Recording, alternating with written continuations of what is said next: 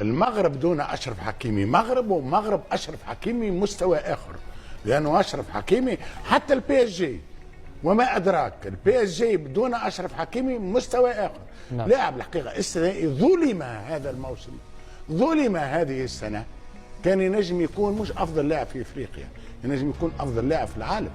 زميله عثمان ديمبلي راح. بالنسبة لي أنا في التصويت كان أشرف حكيمي هو الذي يستحق.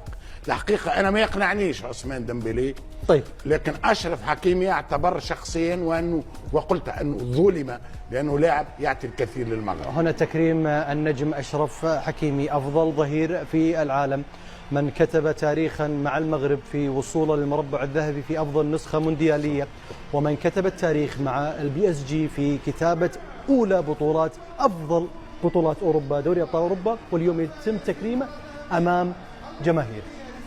طبعا وهذه أتصور خامس كرة ذهبية يحققها لاعب مغربي في تاريخ كرة القدم، يعني بعد أحمد فراس، بعد تيمومي، بدو الزكي ومصطفى حجي.